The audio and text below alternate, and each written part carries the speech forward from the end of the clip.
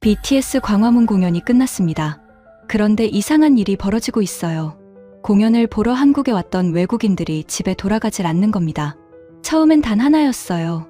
BTS를 직접 보는 것. 그 꿈 하나로 지구 반바퀴를 날아왔죠.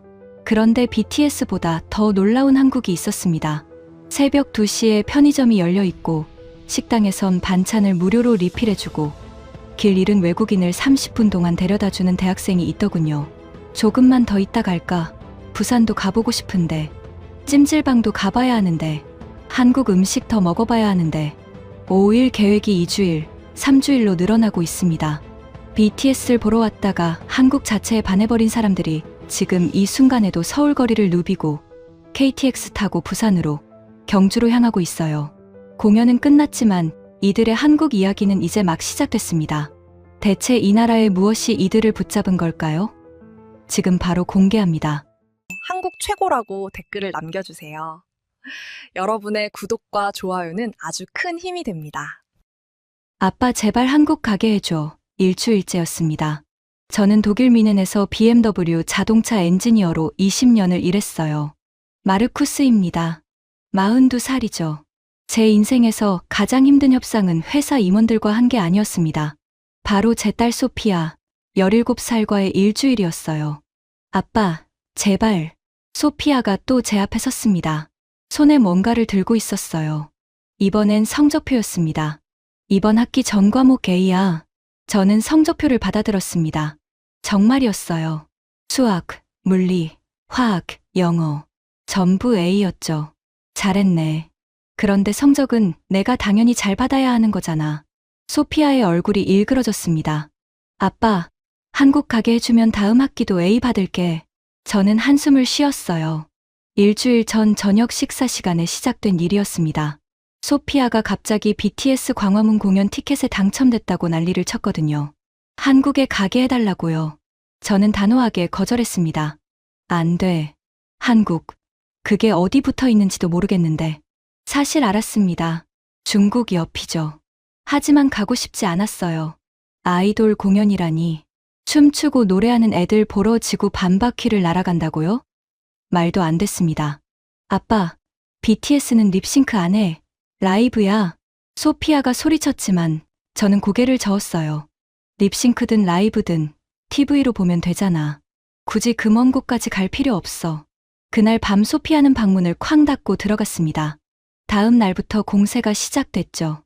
설거지를 스스로 했어요. 청소도 했고요. 매일 아침 아빠 생각 바뀌었어? 라고 물어봤습니다. 저는 매번 고개를 저었어요. 그리고 지금 일주일째 소피아가 성적표까지 들고 온 겁니다. 소피아, 성적은 내가 열심히 해야 하는 거야. 한국 가는 거랑 상관없어. 소피아의 눈에 눈물이 고였습니다. 친구들은 다 부모님이랑 가는데 나만 못 가. 아내가 거실에서 나왔습니다. 여보, 딸이 이렇게까지 원하는데 한번 생각해봐요. 저는 아내를 봤어요. 그리고 다시 소피아를 봤습니다. 눈물이 볼을 타고 흘러내리고 있었죠. 여보, 한국이 뭐 있다고요. 독일이 얼마나 선진국인데. 아내가 한숨을 쉬었습니다. 세상이 독일만 있는 건 아니잖아요. 저는 소파에 앉았습니다. 소피아는 제 앞에 무릎을 꿇고 앉았어요. 아빠, 평생 부탁이야. 제발. 저는 고개를 저었습니다. 한국이 뭘 잘한다는 건지 나는 모르겠어. 자동차는 독일이 최고지. 메르세데스, BMW, 폭스바겐. 한국 차, 그건 싸구려잖아. 소피아가 소리쳤습니다. 아빠, 그건 편견이야. 편견이 아니라 팩트야. 기차도 그래. 프랑스 떼제베가 세계 최고고 의료 기술은 스위스지. 한국은 뭐가 있어? 소피아는 울면서 방으로 들어갔습니다. 문이 또 쾅 닫혔어요. 아내가 제 옆에 앉았습니다. 여보, 딸이 평생 기억할 거예요. 아빠가 함께 가준 것. 저는 창밖을 봤습니다. 뮌헨의 거리가 보였어요. 깨끗하고 질서정연한 거리. 이게 선진국이죠. 한국 같은 작은 나라가 독일보다 나을 리 없었습니다. 다음 날도 소피아는 포기하지 않았어요. 학교 갔다 오자마자 청소를 시작했습니다. 화장실까지 깨끗하게 닦았어요. 저녁엔 설거지를 했고 밤에는 공부를 했습니다. 사흘째 되던 날 제 회사 동료에게 하소연했어요. 딸이 한국 가자고 일주일째 우기고 있어. 동료가 웃었습니다. 그냥 가주지 그래. 딸이 나중에 고마워할 거야. 저는 고개를 저었어요. 한국 같은데 뭐 하러. 5일 동안 뭘 하고 다니겠어. 동료가 커피를 한 모금 마셨습니다. 그래도 딸이 원하잖아. 저는 대답하지 않았어요. 엿새째 되던 날 저녁, 저는 거실 소파에 앉아 있었습니다. 소피아가 방에서 나오지 않았어요. 아내가 말했습니다. 여보, 딸이 하루 종일 울었어요. 저는 가슴이 아팠습니다. 하지만 한국이라니 정말 가기 싫었어요. 작은 나라잖아요. 볼 게 있겠어요? 아내가 저를 봤습니다. 가봐야 아는 거죠. 그날 밤, 저는 잠을 못 잤습니다. 소피아의 우는 소리가 계속 들렸거든요. 일주일째 되던 날 저녁, 저는 결국 항복했습니다. 좋아. 소피아가 눈을 크게 떴어요. 진짜. 대신 조건이 있어. 딱 5일. 그 이상은 안 돼. 소피아가 저에게 달려와 껴안았습니다. 고마워, 아빠. 정말 고마워. 저는 소피아의 등을 두드렸어요. 그리고 속으로 생각했습니다. 5일만 버티면 돼. 공연 보고 바로 돌아온다. 다음 날, 저는 컴퓨터 앞에 앉아 항공권을 예매했습니다. 인천행. 12시간 비행이었어요. 비행기 표가 이렇게 비싸. 아내가 제 어깨 너머로 봤습니다. 여보, 마음 열고 가봐요. 저는 투덜거렸습니다. 시간 낭비일 것 같은데. 항공권을 결제했습니다. 클릭 한 번에 2,000유로가 나갔어요. 저는 한숨을 쉬었습니다. 한국이 독일보다 나을 리 없어. 우리가 얼마나 선진국인데. 아내는 아무 말도 하지 않았습니다. 일주일 후, 저는 인천행 비행기에 앉아 있었습니다. 소피아는 옆자리에서 이어폰을 끼고 있었어요. 화면엔 BTS 영상이 나오고 있었죠. 소피아의 눈이 반짝반짝 빛났습니다. 아빠, 이거 봐. 이 춤 진짜 멋있어. 소피아가 이어폰 하나를 빼서 제게 건넸습니다. 저는 고개를 저었어요. 나중에 소피아는 실망한 표정으로 이어폰을 다시 꽂았습니다. 저는 창밖을 봤어요. 구름이 보였습니다. 5일. 딱 5일만 버티자. 공연 보고 명동 쇼핑 좀 하고 끝. 그러면 독일로 돌아간다. 한국이 뭐가 대단하다고. 소피아는 옆에서 계속 BTS 노래를 흥얼거렸습니다. 저는 짜증이 났어요. 좀 조용히. 소피아가 움찔했습니다. 미안. 소리를 줄였어요. 저는 눈을 감았습니다. 빨리 끝났으면 좋겠어. 이 여행이 빨리 끝나서 일상으로 돌아가고 싶었습니다. 회사 일도 밀려 있었고 독일 맥주도 마시고 싶었어요. 한국 같은 곳에서 5일을 어떻게 보낸단 말입니까? 비행기는 계속 날아갔습니다. 12시간. 긴 시간이었어요. 소피아는 여전히 영상을 보고 있었고 저는 여전히 창밖을 보고 있었습니다. 그리고 생각했습니다. 5일만 버티면 돼. 딸이 원하니까 온 거야. 나는 한국에 관심 없어. BTS. 그냥 노래 부르는 애들이잖아. 한국, 작은 나라잖아. 5일 후면 다 끝이야. 그렇게 생각하며 저는 눈을 감았습니다. 그때는 몰랐습니다. 제 생각이 완전히 틀렸다는 거요. 호텔 방 시계가 밤 10시를 가리키고 있었습니다. 소피아는 침대에 누워 있었지만 잠을 못 자고 있었어요. 여전히 흥분 상태였죠. 눈이 반짝반짝 빛나고 있었습니다. 아빠, 오늘 진짜 최고였어. 평생 잊을 수 없을 것 같아. 저는 창가 의자에 앉아 있었습니다. 그래, 좋았으면 됐어. 소피아가 몸을 일으켰어요. 아빠는 어땠어? 저는 잠시 생각했습니다. 뭐라고 대답해야 할까요? 뭐, 나쁘진 않았어. 사실이었어요. 나쁘진 않았습니다. 오히려 예상과 달랐죠. 오후에 광화문 광장에 갔을 때 사람들이 정말 많았습니다. 48,000명이라고 했어요. 저는 속으로 생각했죠. 독일 축구 경기장이 이 정도인데 혼란이 시작되겠군. 하지만 혼란은 없었어요. 사람들은 조용히 자리에 앉아 있었습니다. 아무도 소리 지르지 않았어요. 술 마시는 사람도 없었고 쓰레기를 함부로 버리는 사람도 없었죠. 공연이 끝난 후가 더 신기했습니다. 보라색 어깨띠를 두른 사람들이 나타났어요. 손에 쓰레기 봉투를 들고 있었죠. 응원봉 불빛으로 바닥을 비추면서 쓰레기를 줍기 시작했습니다. 저는 옆 사람에게 물어봤어요. 저 사람들, 돈 받는 겁니까? 아니요, 자원봉사예요. 돈도 안 받고 청소를 한다고요? 독일에선 상상할 수 없는 일이었습니다. 그 장면이 계속 머릿속에 남아 있었어요. 소피아가 하품을 했습니다. 아빠, 나 진짜 행복해. 고마워. 그래, 잘 자. 소피아는 이불을 덮고 눈을 감았습니다. 금방 잠들었어요. 피곤했나 봅니다. 저는 창밖을 봤습니다. 서울의 밤 풍경이 보였어요. 건물에 불이 켜져 있었고, 거리엔 여전히 사람들이 다니고 있었습니다. 밤 10시인데도요. 독일이었으면 이 시간엔 거리가 거의 비었을 겁니다. 위험하니까요. 하지만 여기는 사람들이 자유롭게 돌아다니고 있었어요. 저는 잠이 오지 않았습니다. 머릿속이 복잡했거든요. 공연장의 질서정연한 모습, 자원봉사로 청소하는 사람들, 밤인데도 안전해 보이는 거리. 이게 제가 생각했던 한국이 아니었습니다. 시계를 봤어요. 밤 11시가 됐네요. 저는 일어나 창가로 갔습니다. 아래를 내려다봤죠. 편의점 불이 환하게 켜져 있었습니다. 저 시간에도 문 열어? 독일 편의점은 밤 10시면 닫습니다. 일요일엔 아예 문을 안 열고요. 하지만 저 편의점은 불이 켜져 있었어요. 저는 문득 궁금해졌습니다. 정말 문이 열려 있을까? 소피아를 봤어요. 깊이 잠들어 있었습니다. 저는 조용히 외투를 입었습니다. 방 카드키를 챙겨서 밖으로 나갔어요. 복도는 조용했습니다. 엘리베이터를 탔죠. 내려가면서 생각했습니다. 독일이었으면 이 시간에 절대 호텔 밖으로 못 나가. 위험해. 엘리베이터 문이 열렸습니다. 로비에 도착했어요. 직원이 카운터에 서 있었습니다. 저를 보더니 웃으며 인사했어요. 안녕하세요. 밤 11시가 넘었는데 이렇게 밝은 인사라니. 저는 어색하게 고개를 끄덕이고 밖으로 나갔습니다.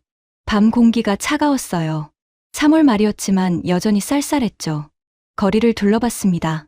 사람들이 보였어요. 젊은 커플이 손잡고 걷고 있었고 친구들로 보이는 무리가 웃으며 지나갔습니다. 정말 안전하네.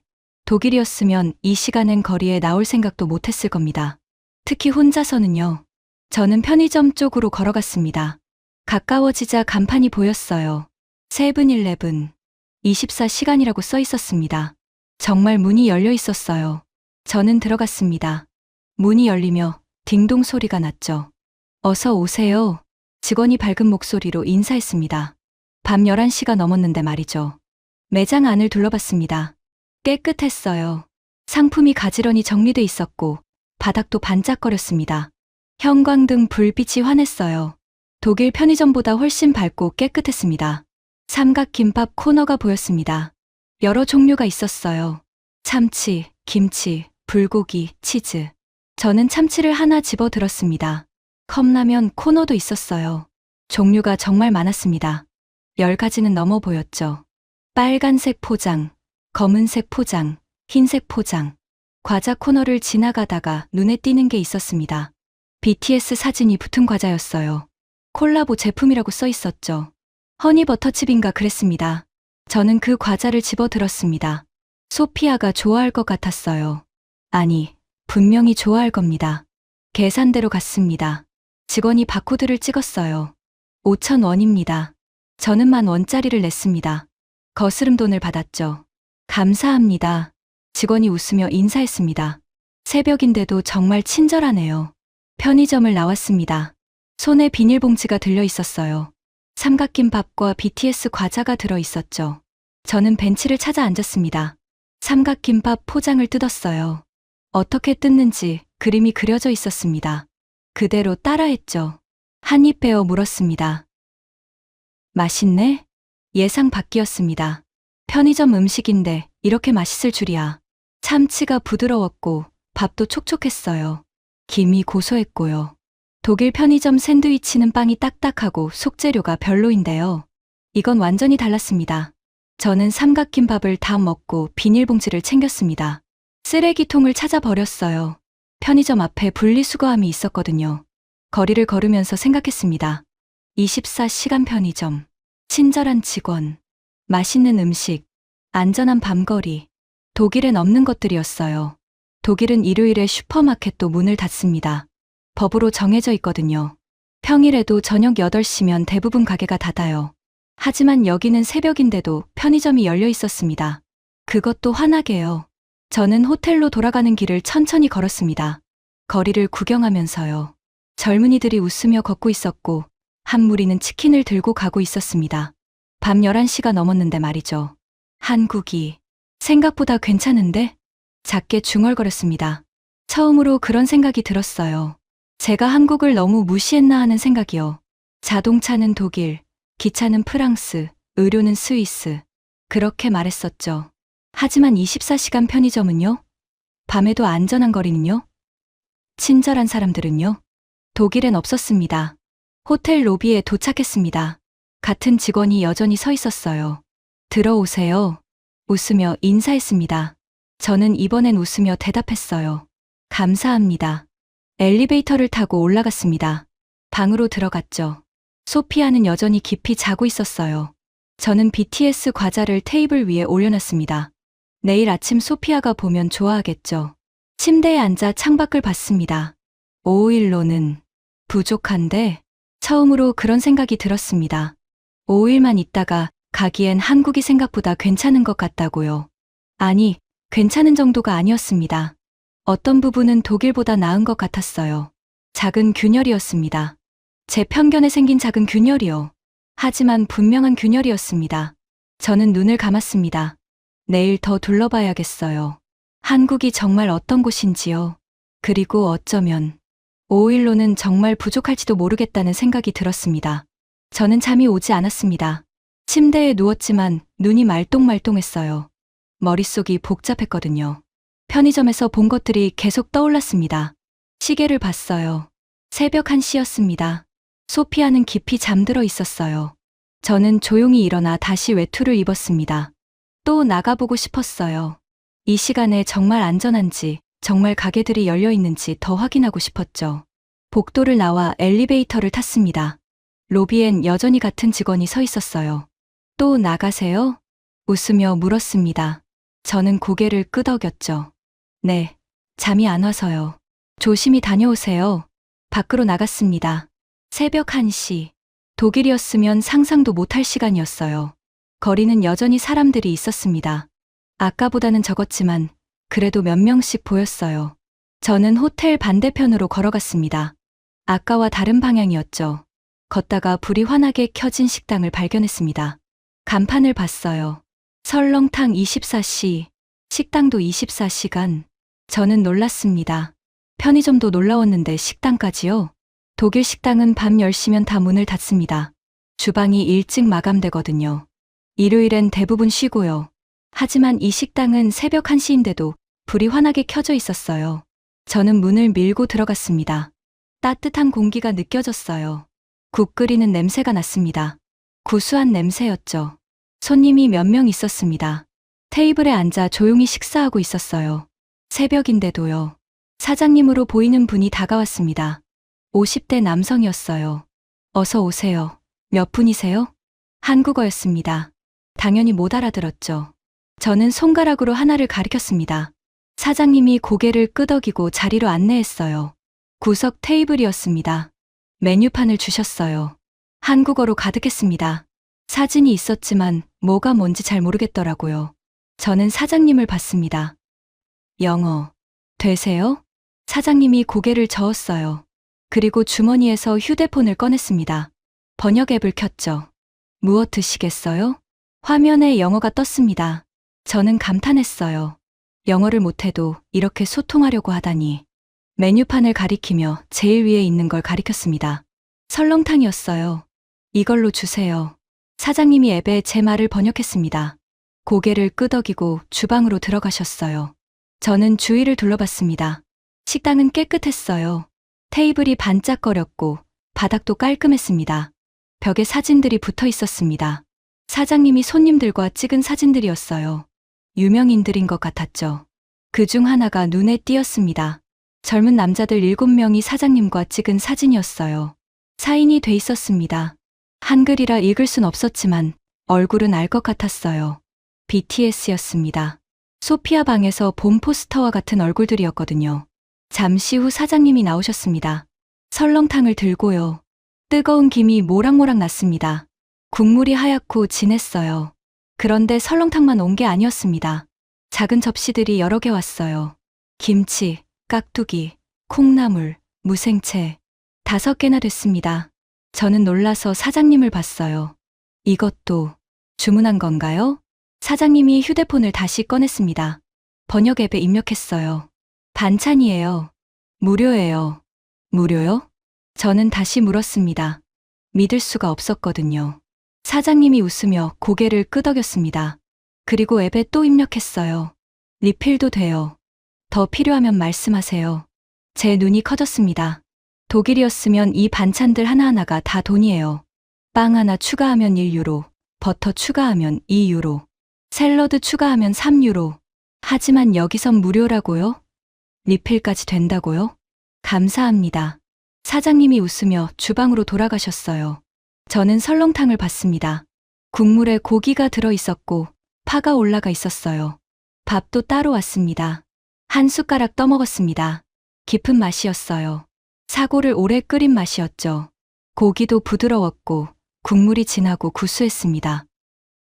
이게 새벽에 먹는 음식이라고? 독일에선 새벽에 이런 따뜻한 음식을 먹을 수가 없습니다. 식당이 다 문 닫았으니까요. 반찬도 먹어봤어요. 김치가 아삭아삭했고 깍두기는 시원했습니다. 콩나물은 상큼했고요. 독일 음식이랑 완전히 달랐습니다. 소시지, 감자, 빵. 저는 42년 동안 그것만 먹고 살았어요. 하지만 이 음식은 새로웠습니다. 그리고 정말 맛있었어요. 저는 계속 먹었습니다. 설렁탕도 다 먹고 반찬도 다 먹었어요. 배가 불렀습니다.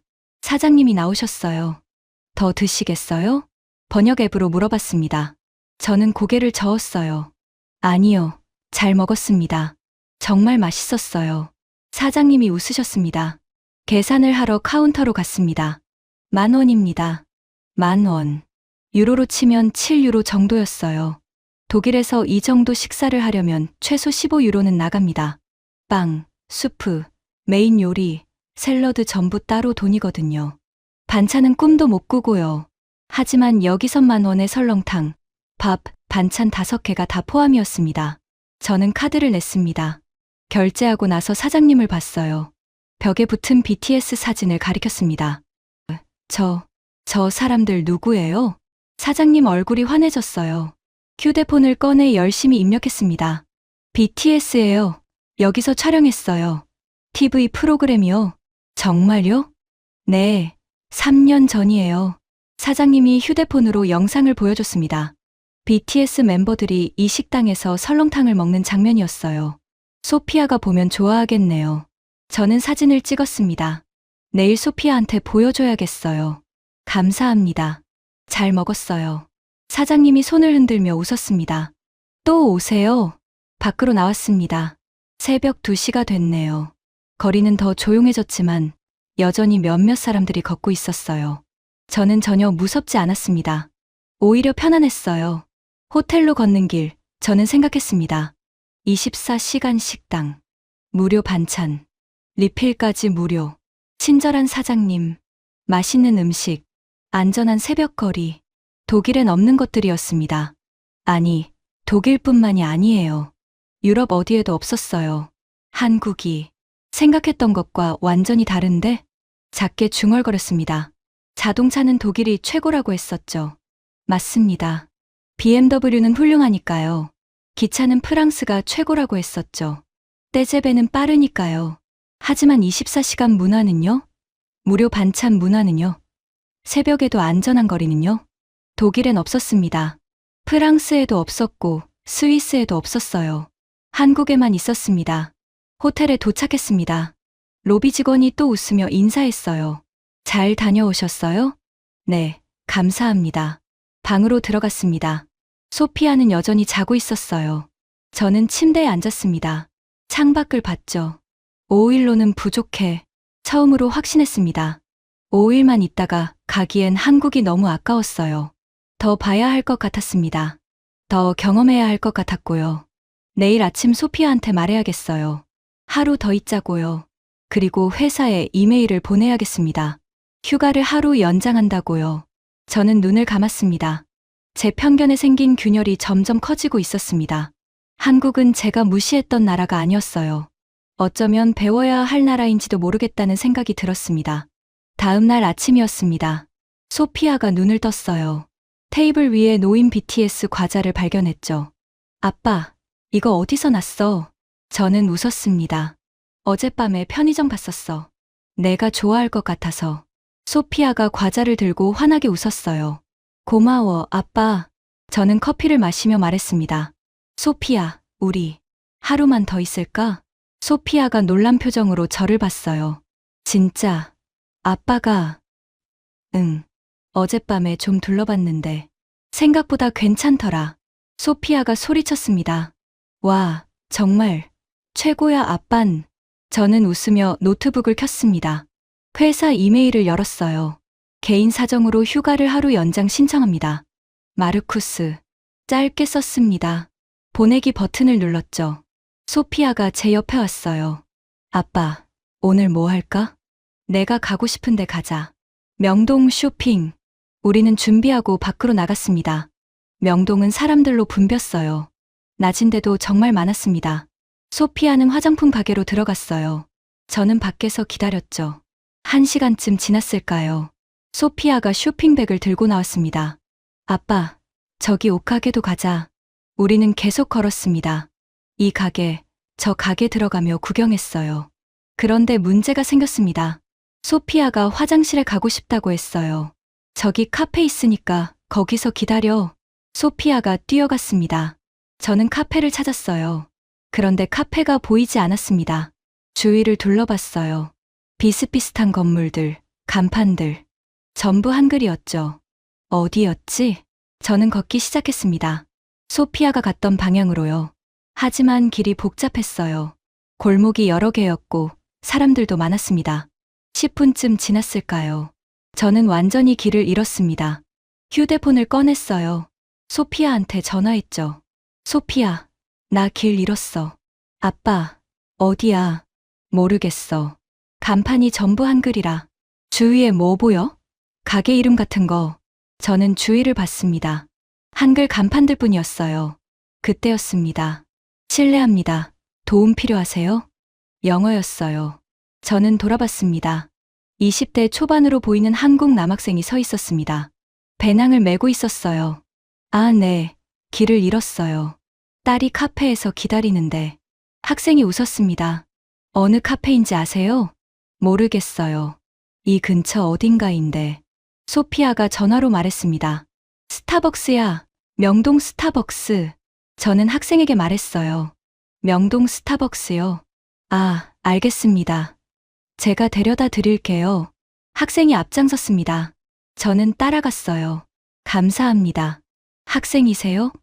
네, 대학생이에요. 영어 전공이라 연습도 할 겸요. 우리는 골목을 지나갔습니다. 학생이 길을 잘 알고 있었어요. 한국 처음 오셨어요? 네, 어제 왔어요. 어떠세요? 저는 잠시 생각했습니다. 생각보다 훨씬 좋네요. 학생이 웃었습니다. 다행이에요. 한국 많이 즐기고 가세요. 우리는 계속 걸었습니다. 학생은 계속 영어로 말을 걸었어요. 한국 음식 추천도 해주고 가볼 만한 곳도 알려줬습니다. 명동 말고 홍대도 좋아요. 젊은 분위기거든요. 홍대요? 네, 대학가예요. 재미있는 가게 많아요. 10분쯤 걸었을까요? 학생이 멈춰 섰습니다. 저기 스타벅스예요. 정말이었어요. 스타벅스가 보였습니다.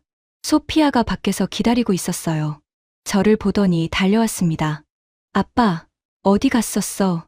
길 잃었어. 그런데 이 학생이 데려다 줬어. 소피아가 학생에게 인사했습니다. 감사합니다. 학생이 웃었어요. 천만에요. 한국 여행 잘하세요. 그리고 손을 흔들며 가려고 했습니다. 저는 놀랐어요. 잠깐만요. 커피라도 사드릴게요. 30분이나 걸어주셨잖아요.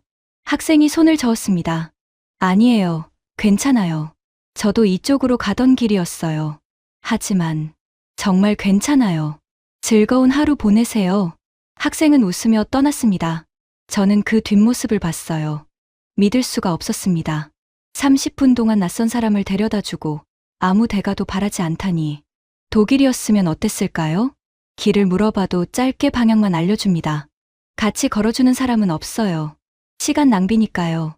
하지만 이 학생은 30분을 걸어줬습니다. 웃으면서요. 소피아가 제 팔을 잡았습니다. 아빠, 한국 사람들 진짜 친절하다. 그런 것 같아. 우리는 카페에 들어가 커피를 마셨습니다. 점심때가 됐어요. 소피아가 한식을 먹고 싶다고 했습니다. 불고기 먹어보고 싶어. 우리는 한식당을 찾았습니다. 간판에 불고기 전문이라고 써 있었어요. 들어가자 직원이 자리로 안내했습니다. 메뉴판을 봤어요. 불고기 정식을 주문했습니다. 음식이 나왔습니다. 불고기와 함께 반찬이 여러 개 나왔어요. 김치, 나물, 계란찜, 된장찌개. 와, 많다. 소피아가 놀랐습니다. 저도 놀랐어요. 어젯밤 설렁탕집처럼 반찬이 많았습니다. 우리는 먹기 시작했어요. 불고기가 달콤하고 부드러웠습니다. 반찬도 하나하나 맛있었어요. 김치를 다 먹었습니다. 직원이 다가왔어요. 김치 더 드릴까요? 영어로 물어봤습니다. 저는 놀라서 고개를 끄덕였죠. 네, 부탁드립니다. 직원이 김치를 리필해줬습니다. 웃으면서요. 독일이었으면 돈 냈을 텐데. 작게 중얼거렸습니다. 소피아가 물었어요. 뭐라고? 아니야. 맛있게 먹자. 식사를 마치고 계산했습니다. 25,000원이었어요. 유로로 13유로 정도? 독일에서 이 정도 식사하면 30유로는 나갑니다. 반찬은 전부 추가 요금이니까요. 밖으로 나왔습니다. 아빠, 지하철 타고 돌아가자. 우리는 지하철역으로 갔습니다. 지하철이 왔어요. 우리는 탔습니다. 사람들이 많았지만 자리가 몇 개 있었어요. 저는 앉으려다가 멈췄습니다. 좌석 색깔이 달랐거든요. 분홍색이었습니다. 그림이 그려져 있었어요. 임산부, 노인, 장애인, 노약자석이구나. 저는 서 있었습니다. 다음 역에서 할머니 한 분이 타셨어요. 70대쯤 돼 보였습니다. 그 순간이었습니다. 일반 좌석에 앉아 있던 20대 청년이 벌떡 일어났어요. 할머니, 여기 앉으세요. 할머니가 손을 저었습니다. 괜찮아요. 아니에요. 앉으세요. 청년이 할머니를 자리로 안내했습니다. 할머니가 앉으셨어요. 고맙구나. 청년은 웃으며 손잡이를 잡았습니다. 저는 그 장면을 봤습니다. 독일 지하철에선 본 적 없는 장면이었어요. 물론 독일에도 노약자석은 있습니다. 하지만 젊은이들이 일반 좌석에서 일어나는 경우는 드물죠. 하지만 여기선 자연스럽게 일어났습니다. 당연하다는 듯이요. 호텔에 돌아왔습니다. 저는 노트북을 켰어요. 회사 이메일을 열었습니다. 타이핑을 시작했습니다. 개인 사정으로 휴가를 3일 더 연장 신청합니다. 원래는 하루만 더 있으려고 했어요. 하지만 마음이 바뀌었습니다. 3일. 아니, 어쩌면 더 있어야 할 것 같았어요. 한국엔 볼 게 너무 많았습니다. 배울 게도 많았고요. 이메일을 보냈습니다. 소피아가 물었어요. 아빠, 내일 뭐 할까? 저는 웃었습니다. 내가 하고 싶은 거 하자. 찜질방 가보고 싶어. 찜질방. 응. 한국 전통 목욕탕이래. 저는 고개를 끄덕였습니다. 좋아, 가보자. 창밖을 봤어요. 서울의 오후 풍경이 보였습니다. 제 편견이 계속 무너지고 있었어요. 한국은 작은 나라가 아니었습니다. 볼 것 없는 나라도 아니었고요. 오히려 배울 게 많은 나라였습니다. 친절한 사람들, 무료 반찬 문화, 노약자를 배려하는 문화, 독일엔 없는 것들이었어요. 그리고 저는 더 보고 싶었습니다. 한국이 어떤 나라인지요. 다음 날 저녁이었습니다. 소피아가 말했어요. 아빠, 찜질방 가자. 찜질방이 뭔데? 한국 전통 목욕탕이야. 엄청 재미있대. 저는 고개를 끄덕였습니다. 궁금했어요. 택시를 타고 용산에 있는 큰 찜질방으로 갔습니다. 드래곤힐 스파라고 했어요. 건물이 컸습니다. 5층짜리 건물이었죠. 목욕탕이 이렇게 커. 소피아가 웃었습니다. 목욕탕만 있는 게 아니래. 입구로 들어갔습니다. 카운터에서 입장료를 냈어요. 12,000원이었습니다. 유로로 8유로 정도? 이 가격에 뭘 할 수 있는데? 직원이 영어로 설명해 줬습니다. 사우나, 찜질방, 수영장, 휴게실 다 이용하실 수 있어요. 시간 제한 없고요. 시간 제한이 없다고요? 네. 밤새도 괜찮아요. 저는 놀랐습니다. 8유로에 시간 제한 없이 이용한다고요? 독일 사우나는 1시간에 15유로는 합니다. 그것도 시설이 별로예요. 탈의실로 갔습니다. 사물함에 옷을 넣었어요. 소피아는 여자 쪽으로 갔고 저는 남자 쪽으로 갔습니다. 목욕탕이 넓었어요. 정말 넓었습니다. 온탕, 냉탕, 여러 종류의 탕이 있었죠. 사람들이 조용히 목욕하고 있었습니다. 깨끗했어요. 저는 씻고 온탕에 들어갔습니다. 따뜻한 물이 몸을 감쌌어요. 편안해. 오랜만에 느끼는 편안함이었습니다. 30분쯤 있다가 나왔어요. 옷을 입고 공용 공간으로 갔습니다. 소피아가 이미 나와 있었습니다. 찜질복을 입고 있었어요. 회색 옷이었죠. 아빠, 이거 입어. 저도 찜질복을 받았습니다. 입어봤어요. 편했습니다. 이제 찜질방 가자. 소피아가 제 손을 잡아 끌었습니다. 층을 올라갔어요. 2층, 3층, 4층. 각 층마다 다른 시설이 있었습니다. 2층엔 뜨거운 방들이 있었어요. 황토방, 소금방, 숯방. 이게 찜질방이야?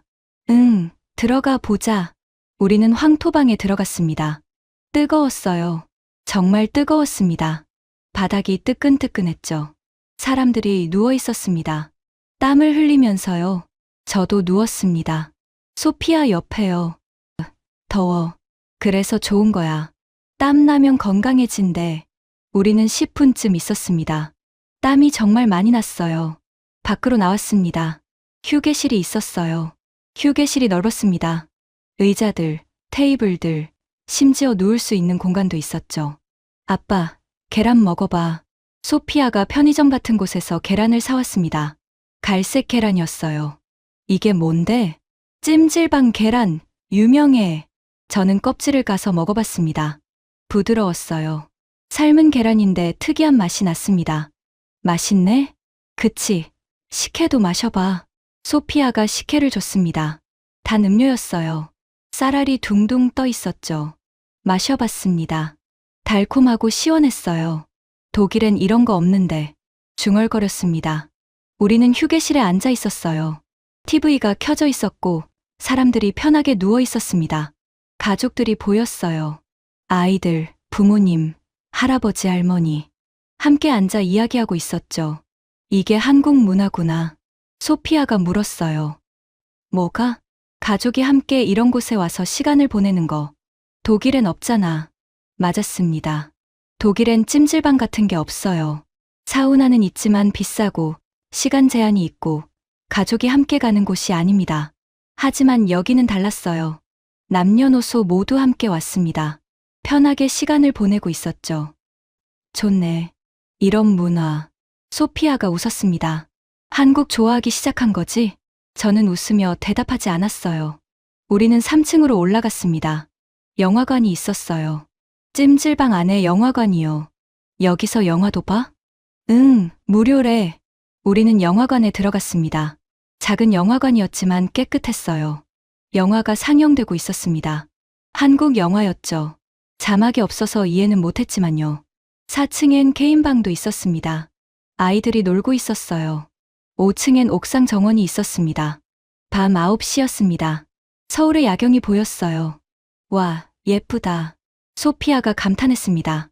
저도 감탄했어요. 건물들의 불빛이 반짝이고 있었습니다. 8유로에 이 모든 걸 이용할 수 있다니. 독일이었으면 상상도 못할 일이었습니다. 우리는 다시 내려와 휴게실에 앉았습니다. 소피아와 이야기를 나눴어요. 학교 이야기, 친구 이야기. 오랜만에 딸과 이렇게 긴 대화를 나눴습니다. 회사 일 때문에 바빴거든요. 독일에선 딸과 대화할 시간이 별로 없었어요. 하지만 여기선 시간이 많았습니다. 그냥 앉아서 이야기하면 됐으니까요. 소피아, 고마워.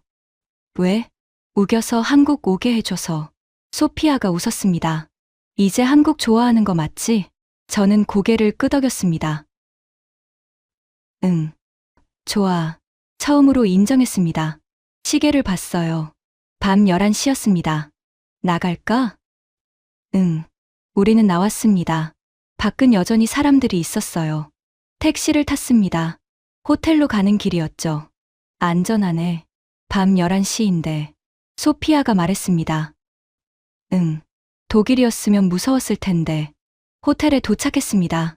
방으로 들어와 노트북을 켰어요. 회사 이메일을 열었습니다. 타이핑을 시작했습니다. 개인 사정으로 휴가를 일주일 더 연장 신청합니다. 원래는 3일만 더 있으려고 했어요. 하지만 또 마음이 바뀌었습니다. 일주일. 총 2주일을 한국에 있게 되는 거죠. 이메일을 보냈습니다. 소피아가 씻고 나왔어요. 아빠, 내일은 뭐 해? 저는 생각했습니다. 내가 하고 싶은 거 하자. 피부과 가보고 싶어. 피부과? 응. 한국 피부과 되게 좋대. 한국 연예인들 피부 보면 알잖아. 저는 웃었습니다. 좋아, 가보자. 창밖을 봤어요. 제 편견은 이제 거의 무너졌습니다. 한국은 작은 나라가 아니었어요. 볼 것 없는 나라도 아니었고요. 독일보다 나은 것들이 너무 많았습니다.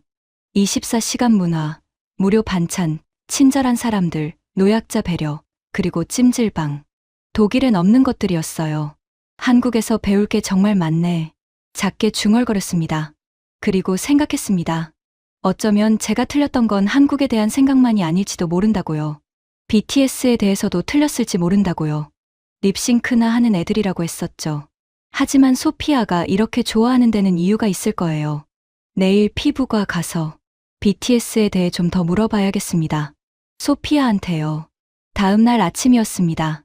저는 화장실 거울을 보고 있었어요. 턱 부분이 빨갛게 부어 있었습니다. 면도할 때 긁힌 상처였어요. 이틀 전에 생긴 건데 악화됐습니다. 소피아가 봤어요. 아빠, 그거 왜 그래? 면도하다가 긁혔어. 괜찮아.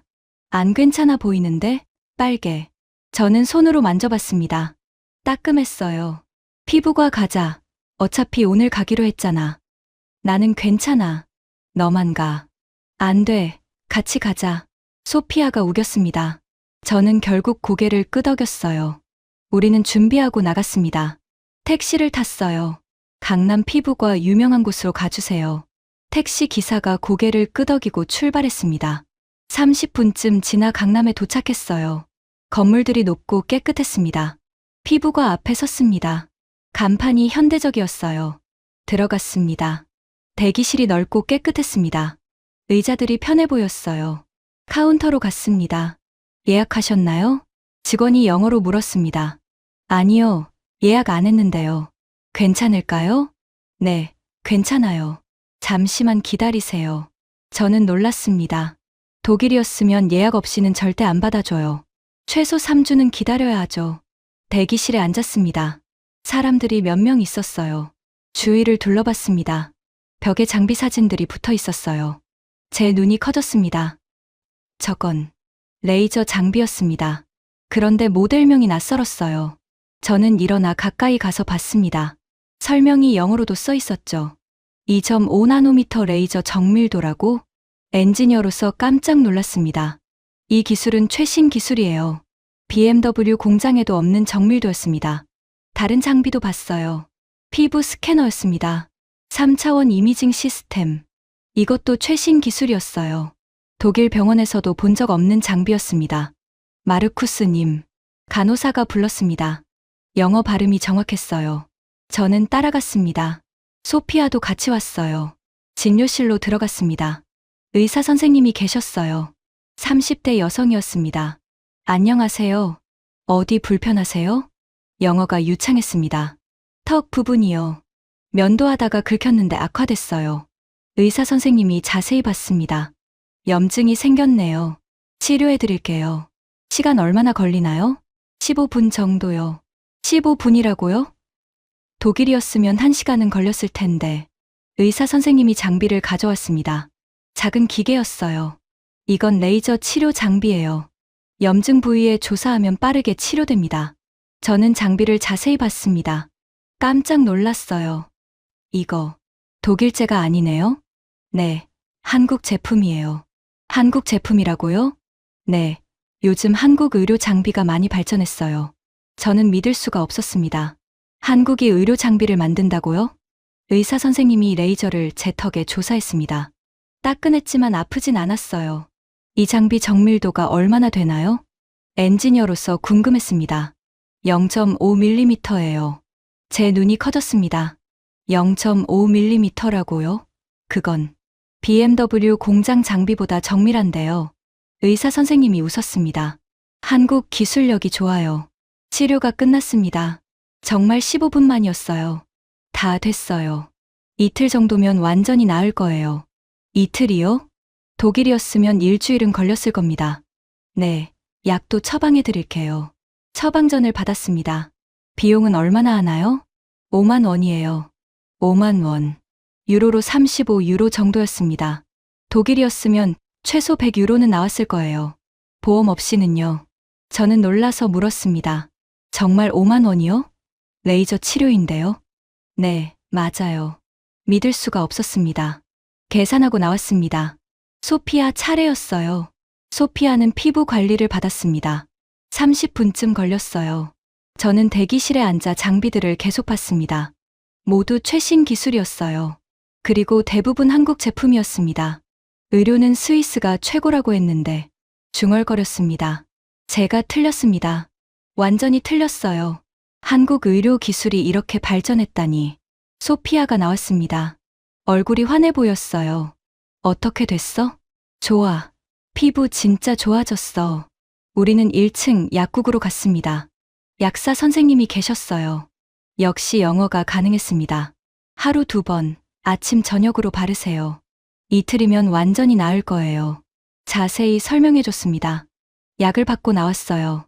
독일 약사는 이렇게까지 설명 안 해주는데 소피아가 웃었습니다. 한국이 더 좋지? 저는 고개를 끄덕였습니다.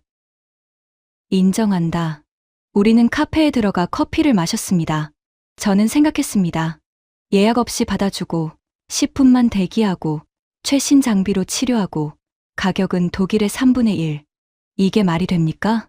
독일은 의료 선진국이라고 자부했어요. 저도 그렇게 믿었고요. 하지만 한국이 더 앞서 있었습니다. 적어도 제가 경험한 건 그랬어요. 아빠, 이제 인정해. 한국 좋다고. 소피아가 물었습니다. 저는 커피를 한 모금 마셨어요. 응, 인정해. BTS도? 저는 잠시 망설였습니다. BTS는 아직 잘 모르겠어. 아빠, BTS 노래 한 번만 제대로 들어봐. 제발. 소피아가 간청했습니다. 저는 웃었어요. 좋아.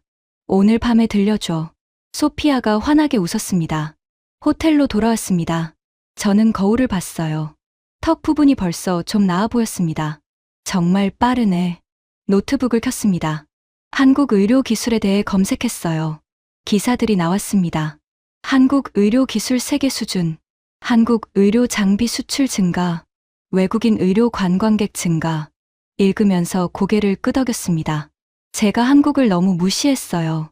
자동차는 독일이 최고라고 했었죠. 맞습니다. 아직도 그렇게 생각해요. 하지만 의료는요? 한국이 스위스보다 나은 것 같았습니다. 적어도 제 경험으론요.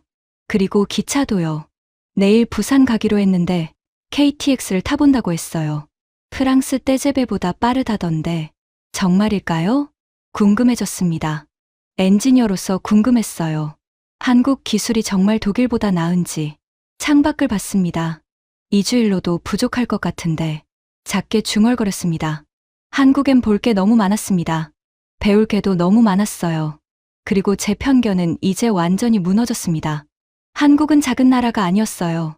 선진국이었습니다. 어쩌면 독일보다 더요. 다음 날 아침이었습니다.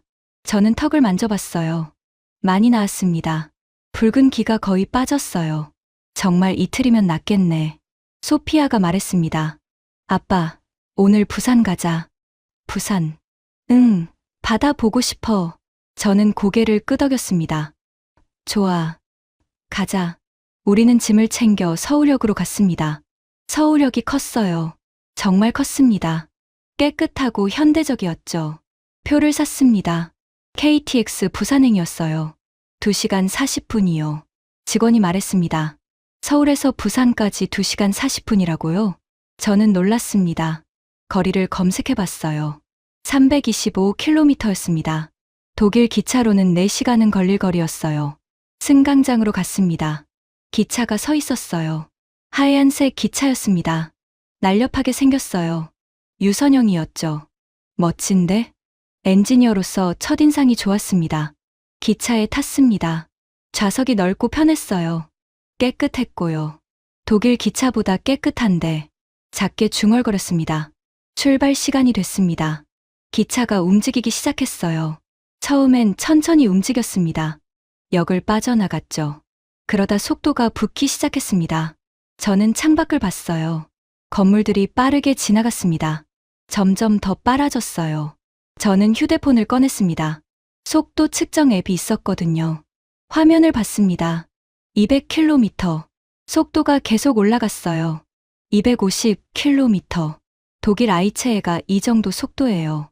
최고 속도가 250km니까요. 그런데 KTX는 멈추지 않았습니다. 280km. 제 눈이 커졌습니다. 300km. 300km였습니다. 시속 300km. 이게 가능해? 저는 믿을 수가 없었어요. 독일 아이체에보다 50km나 빠른 거예요. 프랑스 떼제베가 시속 320km라고 알고 있었어요. 그것과 거의 비슷한 속도였습니다. 한국 기차가 이렇게 빠를 줄이야. 소피아가 물었습니다.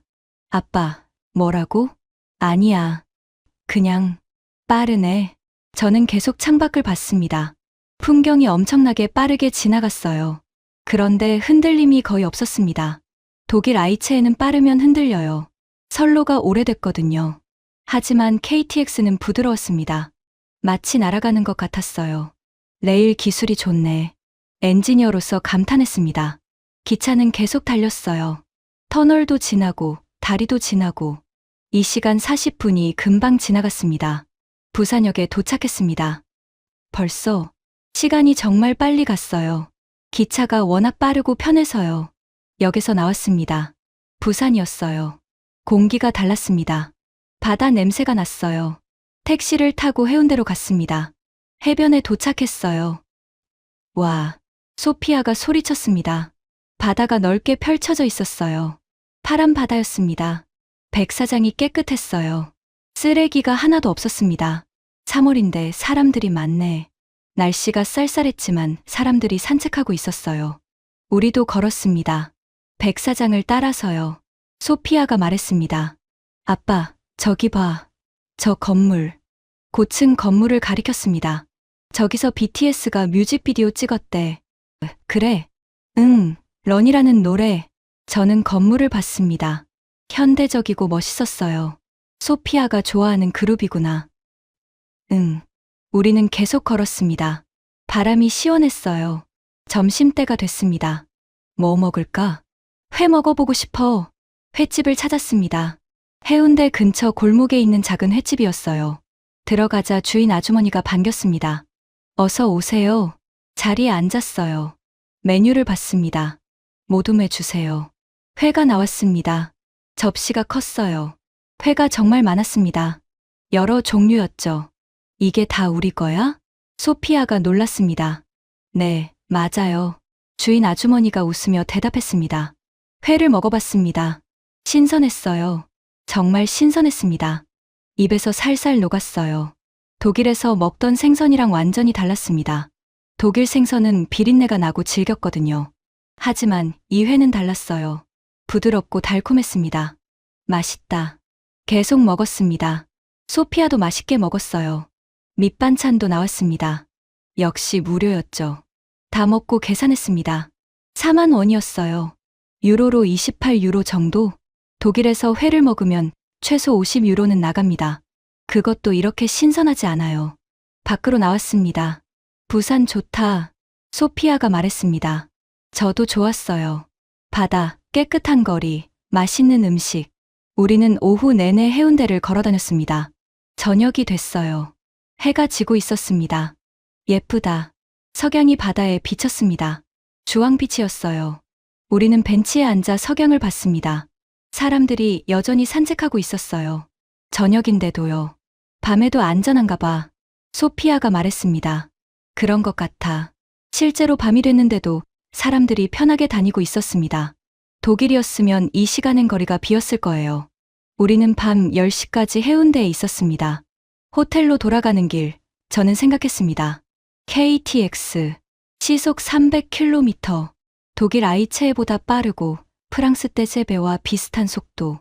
기차는 프랑스가 최고라고 했는데 중얼거렸습니다. 제가 또 틀렸습니다. 한국 기차가 이렇게 빠를 줄 몰랐어요. 그리고 이렇게 편할 줄도 몰랐고요. 호텔 방에 들어왔습니다. 소피아가 씻으러 갔어요. 저는 창밖을 봤습니다. 부산의 야경이 보였어요. 한국이 많은 면에서 독일보다 앞서 있어 처음으로 인정했습니다. 완전히요. 24시간 문화, 독일보다 앞섬. 무료 반찬 문화, 독일엔 없음. 친절함, 독일보다 나음. 노약자 배려, 독일보다 나음. 찜질방, 독일엔 없음. 의료 기술, 독일만큼, 어쩌면 더 나음. 기차 속도, 독일보다 빠름. 치안, 독일보다 훨씬 나음. 모두 팩트였습니다. 제가 직접 경험한 거예요. 자동차만 독일이 앞서 있네. 작게 웃었습니다. 그것만 빼면 한국이 독일보다 나은 게 더 많았어요. 소피아가 나왔습니다. 아빠, BTS 노래 들려줄까? 응, 들려줘. 소피아가 휴대폰을 꺼냈습니다. 이어폰 하나를 제게 줬어요. 노래가 흘러나왔습니다. 제목은 봄날이라고 했어요. 가사가 들렸습니다. 소피아가 번역해줬죠. 그리워하는 노래예요. 헤어진 친구를 그리워하는. 저는 조용히 들었습니다. 멜로디가 아름다웠어요. 목소리도 좋았고요. 립싱크가 아니구나. 중얼거렸습니다. 소피아가 웃었습니다. 진짜 실력파야. 노래가 끝났습니다. 좋네. 처음으로 인정했습니다. 소피아가 환하게 웃었어요. 아빠가 인정하다니. 저는 웃었습니다. 제 편견이 완전히 무너졌어요. 한국에 대한 편견, BTS에 대한 편견. 모두 틀렸습니다. 저는 무지했어요. 독일만 최고라고 생각했죠. 하지만 세상은 넓었습니다. 배울 게 많았어요. 특히 한국에서요. 내일 서울로 돌아가자. 마지막 날이니까 쇼핑하고. 소피아가 말했습니다. 응, 그러자. 저는 노트북을 켰어요. 독일 친구들에게 메시지를 보내야겠다고 생각했습니다. 한국, 정말 대단한 나라야. 너희가 생각하는 것보다 훨씬. 타이핑했습니다. 그리고 보냈어요. 친구들이 뭐라고 할까요? 아마 믿지 못할 겁니다. 하지만 사실이에요. 한국은 제가 무시했던 작은 나라가 아니었습니다. 선진국이었어요. 배울 게 많은 나라였고요. 눈을 감았습니다. 내일이 마지막 날이네요. 아쉬웠습니다. 더 있고 싶었어요. 하지만 회사로 돌아가야 했죠. 그래도 괜찮습니다. 내년에 또 올 테니까요. 소피아랑 같이요. 2주일이 지났습니다. 귀국 전날, 저는 소피아와 명동에 있었어요. 아빠, 마지막 쇼핑. 소피아가 신나서 뛰어다녔습니다. 우리는 화장품 가게에 들어갔어요. 소피아가 여러 개를 골랐습니다. 엄마 선물이야. 저도 한국 과자들을 샀어요. 회사 동료들 줄 거였죠. 허니버터칩, 새우깡, 초코파이, BTS 콜라보 과자도 몇 개 집었습니다. 소피아 친구들 주려고. 소피아가 웃었습니다. 아빠가 BTS 과자를. 쇼핑백이 여러 개 됐어요. 밖으로 나왔습니다. 그때 간판이 보였어요. BTS 팝업 스토어. 소피아가 소리쳤습니다. 아빠, 저기 가자. 팝업 스토어에 들어갔습니다. 사람들이 많았어요. 앨범, 포스터, 인형, 굿즈들이 가득했죠. 소피아가 앨범을 집었습니다. 이거 살래. 그래. 저도 돌아다녔어요. 포토카드, 키링, 여러 가지를 구경했습니다. 그리고 저도 앨범을 하나 집었어요. 소피아가 놀란 얼굴로 저를 봤습니다. 아빠, 앨범 사는 거야? 응. 독일 가서 들어보려고. 진짜, 봄날 좋았잖아. 다른 노래도 들어보고 싶어. 소피아 눈에 눈물이 고였습니다. 아빠, 왜 울어? 기뻐서. 아빠가 BTS 좋아하게 돼서. 저는 웃으며 소피아 머리를 쓰다듬었습니다. 내가 좋아하는 거니까. 나도 알아야지. 계산했습니다. 앨범 3장, 굿즈 여러 개. 쇼핑백이 또 늘었어요. 호텔로 돌아와 짐을 쌌습니다. 가방이 꽉 찼어요. 올 때보다 훨씬 무거워졌죠. 저녁을 먹고 소피아가 먼저 잠들었습니다. 저는 잠이 오지 않았어요. 시계를 봤습니다. 밤 12시. 조용히 외투를 입고 밖으로 나갔습니다. 마지막으로 편의점에 가보고 싶었어요. 익숙한 편의점이 보였습니다. 지난 2주일 동안 매일 밤 왔던 곳이죠. 들어갔습니다. 어서 오세요. 같은 직원이었어요. 저를 알아보는 것 같았습니다. 내일 떠나세요? 영어로 물었습니다. 네. 어떻게 아세요? 매일 오시잖아요. 오늘은 뭔가 다른 느낌이에요. 저는 웃었습니다. 맞아요. 마지막이에요. 한국 어떠셨어요? 정말 좋았어요. 컵라면과 삼각김밥을 샀습니다. 계산하고 나왔어요. 안녕히 가세요. 또 오세요. 편의점 앞 벤치에 앉았습니다. 라면을 먹으며 거리를 봤어요. 새벽인데도 사람들이 있었습니다. 안전했고 조용했죠. 떠나기 싫네. 정말 그랬어요. 더 있고 싶었습니다. 다음 날 아침, 공항으로 가는 택시 아니었습니다. 소피아는 슬퍼 보였어요. 또 오고 싶어. 응. 또 오자. 인천공항에 도착했습니다. 체크인하고 보안 검색대를 지났어요. 탑승 시간이 됐습니다. 비행기에 탔죠. 소피아가 창밖을 봤습니다. 안녕, 한국. 저도 창밖을 봤어요. 인천공항이 보였습니다. 2주일 전 도착했을 때가 떠올랐어요. 그땐 한국을 무시했었죠. 하지만 지금은 달랐습니다. 비행기가 이륙했습니다. 저는 휴대폰을 꺼냈어요. 독일 친구들에게 메시지를 보냈습니다. 한국에서 돌아간다.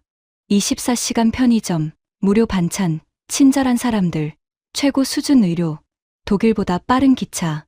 모두 사실이야. 12시간 후 미넨공항에 도착했습니다. 공항이 어둡게 느껴졌어요. 인천공항보다요. 다음 날 회사에 갔습니다. 동료들이 모였어요. 마르쿠스, 한국 어땠어? 시간 낭비였지. 저는 고개를 저었습니다. 아니, 정말 대단했어. 뭐가? 모든 게. 24시간 편의점, 무료 반찬 문화, 최신 의료 장비, 시속 300km 기차.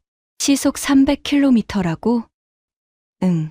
우리 아이체에보다 빠르더라. 동료들이 웅성거렸습니다. 마르쿠스, 너 2주일 전에 한국 무시했잖아.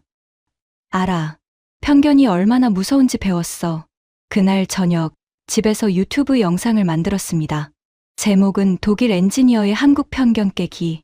비행기 안에서 5일만 버티자라고 중얼거리는 장면부터 시작했어요. 그 다음은 2주일 동안 찍은 영상들이었습니다. 편의점, 설렁탕집, 친절한 대학생, 찜질방, 피부과 최신 장비, KTX, 부산 해운대. 마지막은 BTS 앨범을 사는 장면이었어요. 업로드했습니다. 2주일 후 조회수가 50만 회를 넘었습니다. 댓글들을 읽었어요. 마르쿠스, 진짜 변했네. 한국 가보고 싶어졌어. BTS 앨범까지 사다니. 어느 날 저녁, 저는 BTS 앨범을 들었습니다. 봄날, 다음에 다른 노래들도 들었어요. 좋았습니다. 정말 좋았어요. 립싱크나 하는 애들이라고 했었죠. 완전히 틀렸어요. 소피아가 방문을 열고 들어왔습니다. 아빠, BTS 들어? 응. 좋네. 소피아가 환하게 웃었어요. 아빠, 내년에 BTS 월드 투어 있으면 가자. 저는 웃었습니다. 좋아. 가자. 이번엔 3주 휴가 낼게. 진짜. 응. 서울, 부산, 제주도 다 가보자. 소피아가 저를 껴안았습니다. 아빠 최고야. 창밖을 봤습니다. 미넨의 밤 풍경이 보였어요. 한국과는 달랐지만 괜찮았습니다. 내년에 또 갈 테니까요. 책상 위에 BTS 앨범이 놓여 있었어요. 그 옆엔 한국 과자들이 있었고요. 2주일 전 저를 봤다면 믿지 못했을 겁니다. 한국을 무시하던 제가 지금은 한국을 그리워하고 있다니. BTS를 무시하던 제가 지금은 앨범을 듣고 있다니. 하지만 이게 진실이에요. 한국은 배울 게 많은 나라였습니다. 독일이 선진국이라고 자부했지만 한국도 선진국이었어요. 어쩌면 어떤 면에선 독일보다 더요. 소피아, 정말 고마워. 한국 가자고 우겨줘서. 나도 고마워, 아빠. 같이 가줘서. 우리는 웃었습니다. 내년 6월. 다시 한국에 갈 겁니다. 이번엔 제가 더 기대하고 있어요. 소피아보다도요.